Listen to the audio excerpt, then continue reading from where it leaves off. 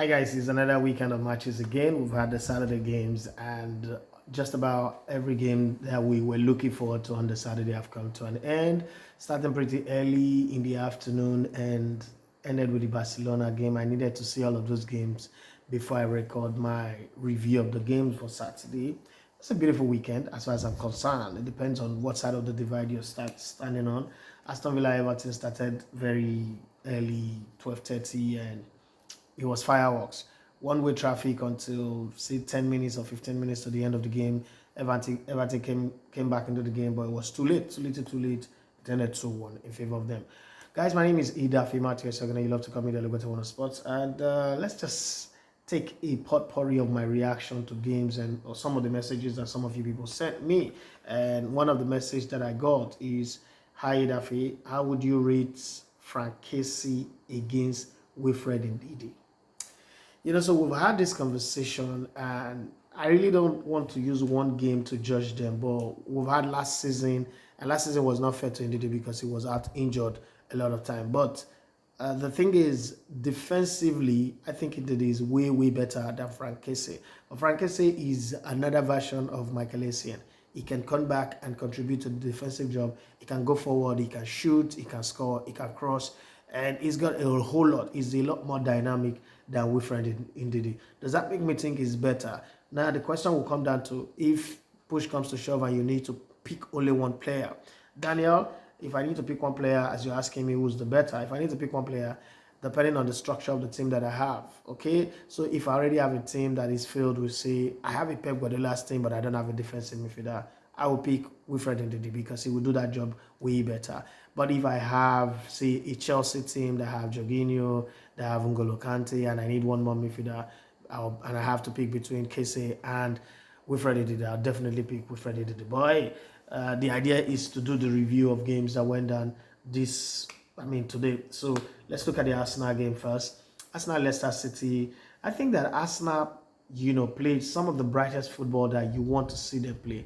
But again, that demon that is in Arsenal, that frailty that you don't expect them to have is always going to be there. And that's how they consider those two goals. William Saliba considered an own goal.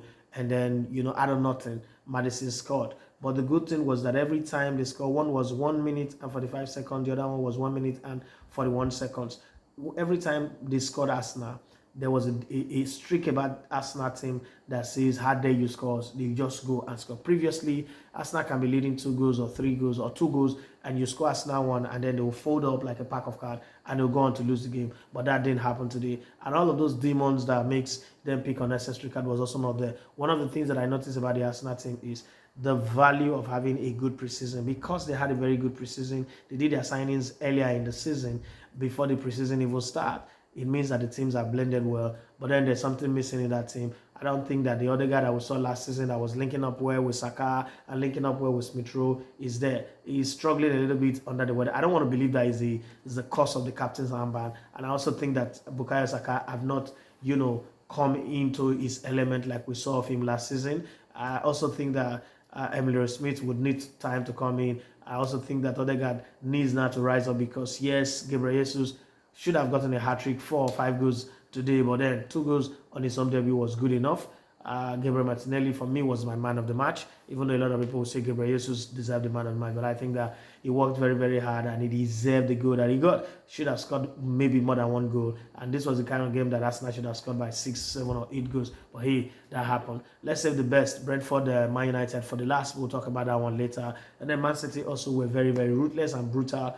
Once scored 6 goals in 2 games now, they've not considered a single game. That's the difference between a team that will win the league title and an Arsenal that would end up celebrating making the top 4. But it's a good thing to see Arsenal start the season without the many complaints and the tears and all that. We're seeing all those tears in Manchester. Another game that surprised me was Newcastle playing draw against Brighton. I thought that game would produce goals. I predicted that it was going to produce goals, but nothing of such happened. Another game again that was very annoying was the Bournemouth Southampton game. Ended 2-2. Thought that there was going to be goals in that one. Nothing happened. Wolves Fulham, late penalty that was saved by the Wolves goalkeeper. Fantastic for that one. There's nothing to talk about. I'm going to come back and talk about the Manchester United Brentford game, how it started, how it exploded into life, and how Manchester United were obliterated, annihilated, and discombobulated. But just give me a minute.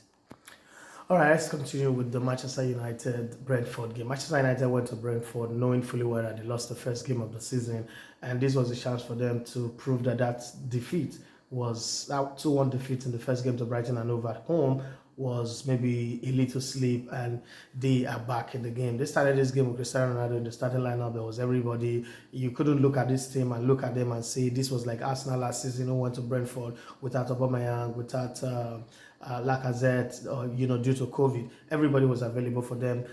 Harry Maguire, everybody was there. Fred and the rest of them. They also had a full bench. They had the new signing, what's his name now, Lisandro Martinez. Thank God Arsenal did not sign him, because when I look at him, I'm saying to myself, why did Arsenal go through all those stress and trouble trying to sign a player who can't jump to save his life, can't tackle properly to save his life? Well, if you go to Manchester United, you might be a good player from where you're coming from. But I guess if you play for Manchester United, you practically go from top quality to rubbish as it is right now, because Manchester United is a club and coach, a player and coach killing club. Everything they do is geared towards destroying the abilities of good top quality players. When Bruno Fernandes came to Manchester United, it was the best signing ever. But eventually look at how bad he is right now. Cristiano Ronaldo came in, he was still on top of his game, but right now he's a shadow of himself. Even though he's 37 going to 38, that doesn't really matter. The fact of the matter is that Manchester United is killing club. And then there's something that I don't like. Gary Neville and a lot of people saying that the Glazers are sucking the club dry. Ask yourself, which club has spent the most money in the last 10 years? It is Manchester United. Which club has also rotated the most number of coaches in the last 10 years? It's Manchester United. So if a club has spent this much money, the owners, Glazers, have invested this much money in the last 10 years, also rotated coach, listen to everybody, there's going to come a time where you need to shut up and accept the fact that the club is practically not good enough. Manchester United succeeded at a time where the whole, underarm tactics of Sir Alex Ferguson, referees, influencing referees and all that. Yes, you will not agree with me, but that's my position. Influencing referees and all that work for them. And then secondly, they were only competing against one team. Now you have a Premier League where you are competing against 6 teams. You're not just going to maybe get decisions your way because you're competing against only Arsenal, and then referees will also help you to destroy Arsenal in their other matches. But you're competing against Man City, Liverpool, Arsenal, Chelsea, and the rest of them, and it's become very, very difficult. Another thing for Manchester United is there is no team right now that have the fear factor for Manchester United. People know that they are a divided house, as in the players and the coaches and the management, they are not speaking in one tone. People also know that they don't have anything in them for anybody to be afraid of. Who are they afraid of? Is it Rashford? Is it Marcelo who's injured? Is it Cristiano Ronaldo who's a shadow of himself, who's looking like he really wants to press the self-implode button and all that? So there's so much about Manchester United that makes nobody to worry about them, and that's what the Brentford game was. Never seen a game, a 90 minutes game that ended 30 minutes into the game like this. So you wonder, like, okay, I mean, if you just selected some boys from Manchester on the street and say go and play against Brentford, they will still give it a fight. If this was a street Sunday team against Brentford, they will still give it a fight. But 30 minutes into this game was already over. Now the funny thing is, Manchester United came into the second half, you would have thought that they would really give it a fight. It was still Brentford that was creating more chances, winning more corners, going harder on the 50-50 tackles and everything. And you could say to yourself, what's really there to fancy about Manchester United? My question that I've always asked is, on what basis did Ten Hag negotiate to become the manager of Manchester United? Did he not say, okay, these are the things that I want, based on the provision of these things, I'll give you this? Look at Antonio Conte at Tottenham Hotspur. Look at Arteta at Arsenal. Came in, told everybody, him and Edu, that they have a 5-year plan, and in 5 years' time, this club will be back in the Champions League. But within that period, these are the things that will go. And in 2 summers, you see how the owners who normally don't invest in the team have invested at least over 100 million in the previous summer and this summer, and they are still looking to sign more players. That's how you know that a team have a plan. But what's the plan? What did Erik ten Hag negotiate on? Why was he, acting as if they've given him the key to the vault when he didn't want to see Ralf Rangnick? I guess Ralf Rangnick will be laughing at, and it's just funny anyway. But then it is football as it is. One of the things I noticed in the Manchester City game is that Erling Haaland is not looking like he's going to huff and puff. He's not going to give us the kind of consistency that we need. He missed too many chances. He's also doesn't seem like he's clicking with the team. I hope that they will give him time and he will be there. Yes, he's got a burst of pace, but he's got to sort out his leg. He's got to sort out his decision making and all that, so that he can be that thing that everybody's hyping him to be. let's say what Liverpool plays on Monday, and then they get talking about Manchester United. They play Liverpool next. What if Liverpool doesn't win against Crystal Palace? Now they have to face that added pressure of knowing that Mo Salah always like to score against Manchester United. Well, we should see what happens with that. Anyway, let's go to the German Bundesliga and see how it went down in a weekend where there were more draws than wins, and every team scored, and then the goals were over 2.5 in every single game in the German Bundesliga. I'll be back with the Bundesliga wrap-up. Yeah, before I talk about the Bundesliga, let me do a special shout out to the Nigerian under 20 girls. Last night, while some of us were all slumbering and sleeping, they were out there in Costa Rica doing us proud by winning against the French team. Everybody thought that the French team would beat us.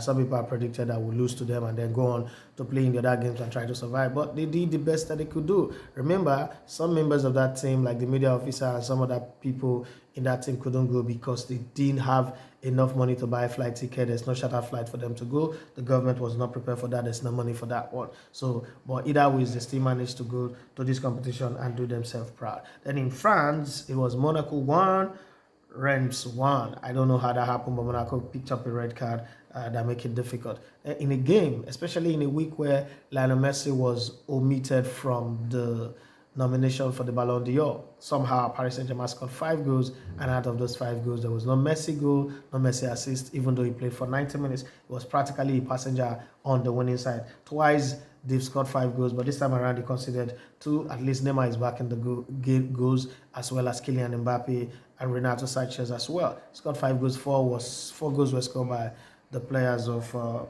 Paris Saint-Germain, and 1 was an own goal, but whatever it is, 5-2 to them. And let's go to German Bundesliga, the league that produced the highest amount of goals this weekend. It was crazy goals. The only game that probably produced the least number of goals is Hertha Berlin playing against Eintracht Frankfurt, after Frankfurt was beaten by Real Madrid within the week in the European Super League. 2 goals to nothing. Goals from David Alaba and guess who? Vinicius Junior combining with Benzema for Benzema to score that goal to make it 2 goals to nothing. I mean, I think he's cementing his place as the Ballon d'Or winner. Having said that, let's look at the result in Germany. Bayer Leverkusen sort of, lost at home 2 goals to 1 against Augsburg, and I wasn't expecting that one to happen because they lost their first game to Borussia Dortmund 1 goal to 0. I thought that they would resurrect in this game and show character. Hertha Berlin played 1-1 with Eintracht Frankfurt, like I said before. Hoffenheim played against Bochum. It was 3-2. I think I called that one right. And RB Leipzig somehow managed to play a 2-2 draw with FC Cologne. Guess what? This man who's not scoring in England, struggling to score for Chelsea, managed to come up among the goals and got it going. It was nice to see that Timo Werner came back to score for RB Leipzig. Okay, so he'll be happy to say, okay, I know where I kept my scoring boots and I went back to pick it up. Okay, another game that ended 2-2 was the Werder Bremen playing against Stuttgart, and then the game between Schalke 04 and Borussia Mönchengladbach also ended 2-2. In Italy, it was AC Milan, rising up, trying to defend their title, and they did well by playing 4-2, winning 4-2 against Udinese. Remember, they still have some players out injured. They are very lean in their squad, but they managed to get it going. I thought that there would be more than 2 goals in the game between Atalanta away to Sampdoria, but it ended 2-0 in favor of Atalanta. That worked for them. Last minute winner for Inter Milan. The game did not start before Lukaku opened the scoring, but then he dragged on as Lecce equalized, and it was almost going to end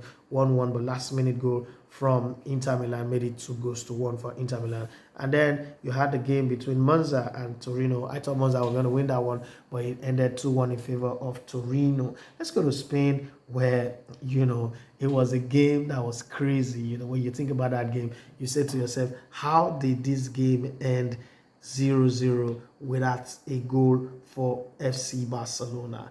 And to think that we'll talk about the predictions that we also made. Remember, I told you guys that PSV would beat Groningen. Go ahead Eagles, and it ended 5-2 in favor of PSV.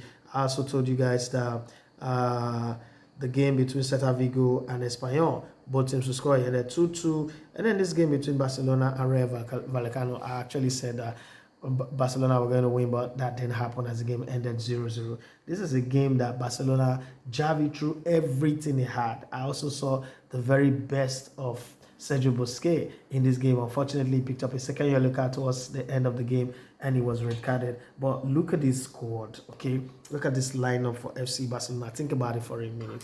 A squad that started with Lewandowski, Dembele, and Rafinha, and then eventually they brought in Ansu Fati and brought in Aubameyang at some point. They brought in Frankie de Jong, brought in Frankie Casey, everybody that needed to come in, Sergio, Roberto, everybody came in, but somehow, Radima Falcao and his teammate held on for a goalless draw.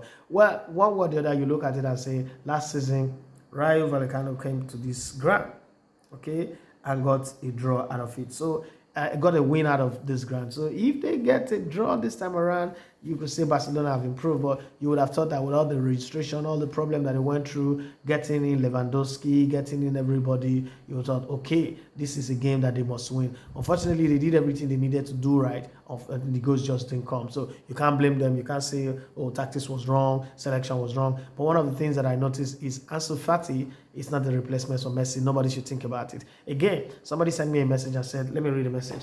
He said, hi, Dafe.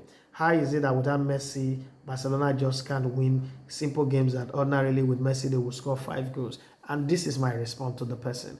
Well, the same way Manchester United without Sir Alex Ferguson just can't win games that you ordinarily think that they would win. The last time you saw Manchester United lose their first 2 league games in the season was 30 years ago when the Premier League was starting in 1992. Unfortunately for them this season, they're not going to win it like they won it in 1992. I'm not God, but it's obvious that they're not going to win it. They don't have the balls, they don't have the team, they don't have the character, they don't have the element, and they also have the coach. I think that AVB will be way, way better than this coach. In case not taken, if they lose their first 5 games of the season, already he will be fired. I hope they don't lose their first 5 games because I want him to still be there. I want to really see what he's going to bring. But I say that a coach that came in and brought in 10 commandments was telling people no mobile phone in training, no personal chef, no this, no that. For you to bend the rules to favor Cristiano Ronaldo, who didn't do preseason with you, it is, as far as I'm concerned, the footballers will say, to hell with all your rules, because your rules, they don't make sense. You don't even understand what it means to be disciplined. Having said that, you can have your say in the comment section. Tell me what you think. What's the most important game you saw this Saturday? We're still going to give you a review of the games that went down on Sunday. Don't forget that there's Monday Night Football in this one with Liverpool playing Crystal Palace. But having said that, whatever your thoughts are, give us whatever your comment is on the comment section. Let's keep this going. Having said that, let me throw the question back to you guys. Frankie Casey and Wilfred Ndidi, who do you think is the best of the two? And for Manchester United, what do you think can be a quick fix to fix Manchester United as it is right now? My name is Adafe Matthew Esogene. Please don't forget to subscribe to this channel. Help us to grow, because as we grow, we might just also be helping somebody that you know to grow. Thank you very much and have yourself a wonderful night.